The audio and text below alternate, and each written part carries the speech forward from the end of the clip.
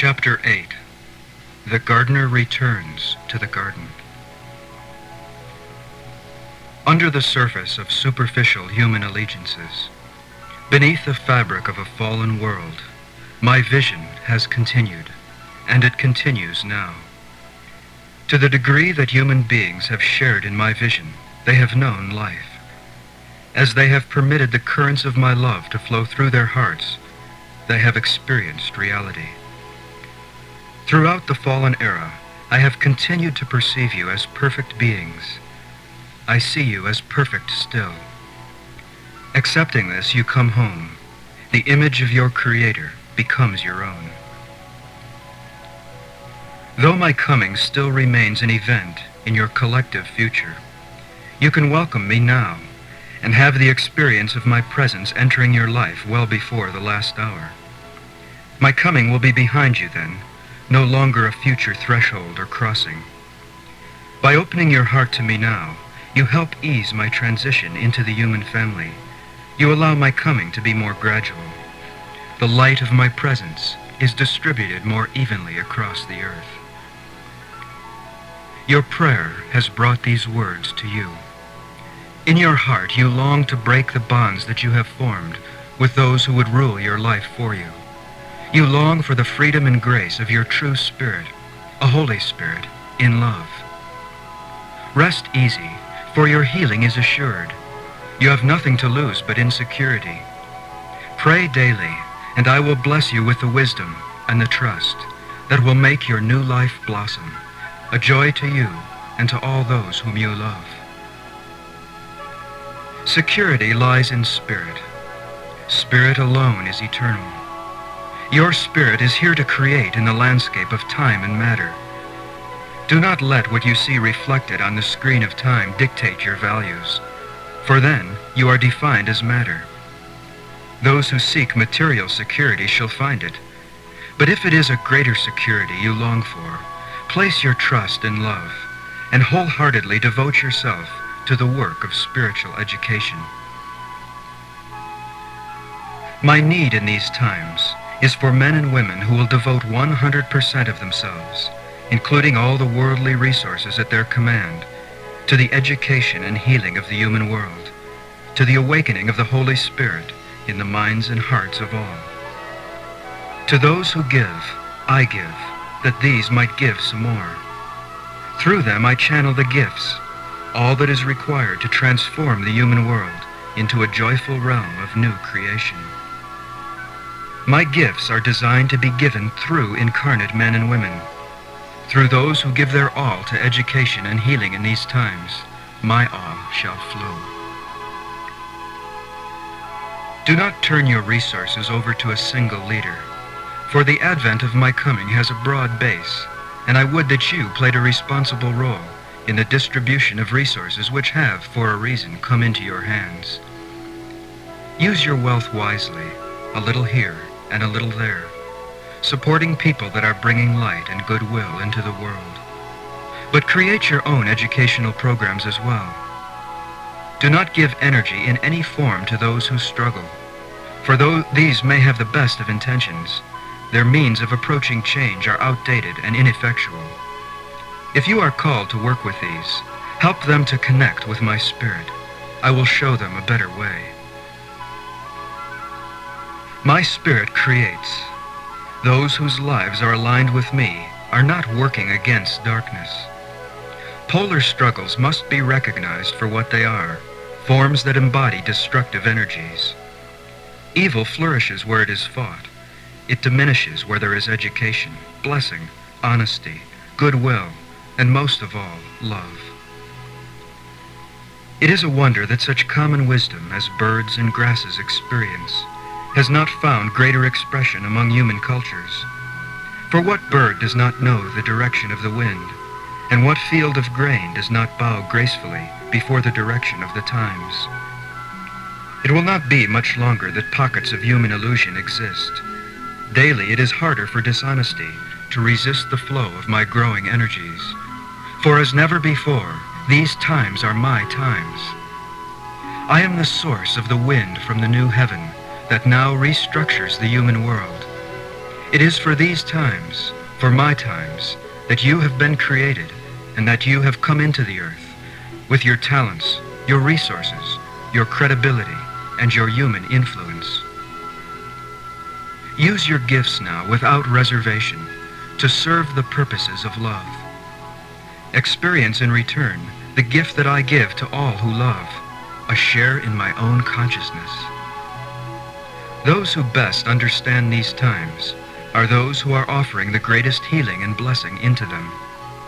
Let your earthly agreements echo the spirit of my sacred human song. Let your heart be open to the love that I freely share through you. The time for the greater works is at hand.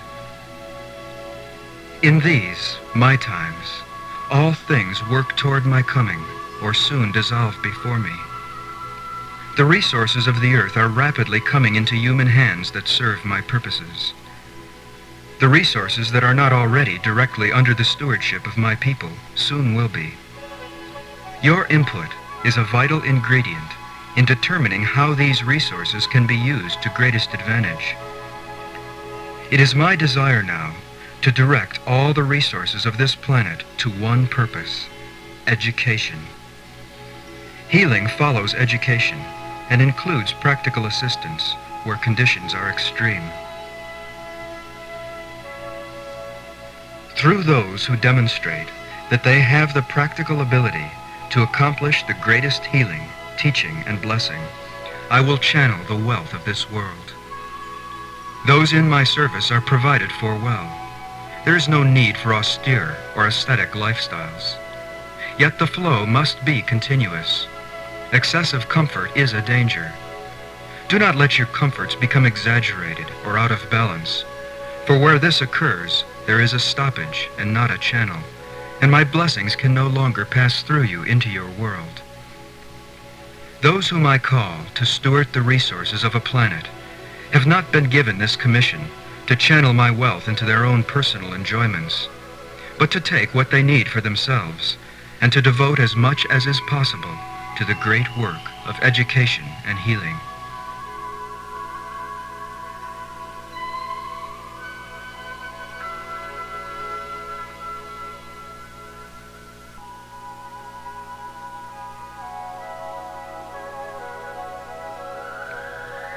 During these last few years, before the truth is obvious to all, have mercy on those who retreat into the old order of fear. Do not attack and condemn them. Many of them would accept the ways of love, revise the policies of their enterprises, alter the course of nations, were it not for the constant condemnation of the so-called righteous. Those who attack are part of the problem, not part of the solution. They force issues without love in their hearts, and thereby promote strong and rigid attitudes on sides of imaginary fences. They encourage absolutes in positions, statements, and behavior that then become very hard for those involved to change. These are not the peacemakers. There are evils in the world wherever fear is honored as a god, but attack will not change them. Those who attack, if they persist, become what they criticize. Ever it has been that the loving alone would understand. But it's true. Do not look down upon those who struggle to maintain patterns of the old. The worst of these people can be seen with compassion. Confused followers of a now absent Lord, who know not what to do, but continue in the ways their former Lord had commanded. Do not condemn them. Even they know that they cannot hold out against the flow of life. They will soon leave the earth if they do not change. They are here now for this reason. I know their hearts. They are not as hard as they appear. They may yet change. It could be that you are the instrument of that change.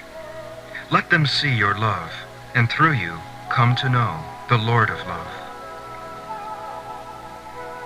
It is to every human being's advantage to be educated.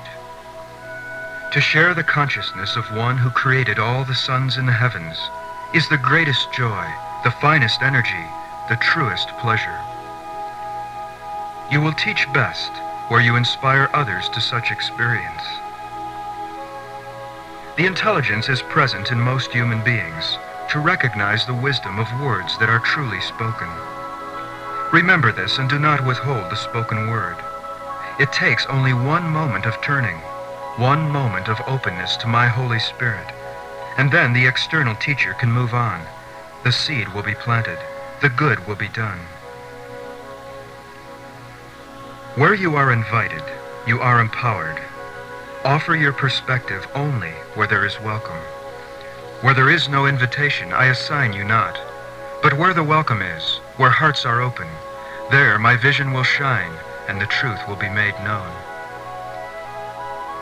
Do not try to change anyone externally, attacking behavior, though you may see clearly that it needs to change. That is the old approach, the very cause of warfare. Share your own experiences. Tell your own story. Share the wonder, the joy, the excitement, the benefits that you have come to know in the service to my presence that is rising on the earth. Do not prescribe details of how to live. Share the spirit of life that knows all things. In that sharing, my spirit will awaken. If ever my spirit stirs, even momentarily, the seed is sown. Your words may be forgotten, but the spirit of your words will live on. Those whom you encounter, aye, even those whom you merely brush past in later days, will go back to their habits altered, more open to love, to the eternal love that continues to rise. This is what it means to have a mission inside of time, preparing the way of the Lord. Reassure those who are reluctant to rise to the challenge of my presence. They imagine that perfection is instantly required. Perfection is not never making a mistake. Perfection is never consciously making a mistake. In the old world, mistakes are justified. In the new, they are acknowledged and forgiven. Mistakes, sins, lapses into fearful behavior, these are all part of the great transition. Those who love do their best and forgive the rest. Many communities are already structured on premises of love and friendship. Those who dwell in such communities may have their ups and downs, but wherever deceit is not the intent, and wherever honesty guides giving and receiving in fair exchange, there is no reason for concern. The people of such communities need understand nothing of the larger picture. They are already among my own. They will flow with the changes gracefully, improving their love and deepening their understanding in time. Such communities will flourish throughout this transition, for I myself will see to their needs. These are the centers of stability that will provide continuity for the human family as the transition unfolds. My biological awakening is the culmination of a process initiated some 4 billion years ago as you measure time. I am aware of the momentum behind the reality now breaking into your events.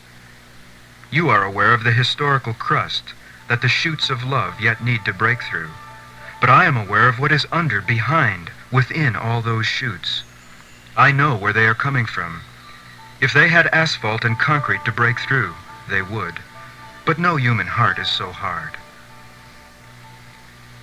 Even as human consciousness fell, it was ordained that one day the great stone of fear would be rolled away from the mouth of the human heart, and the gardener would return to the garden.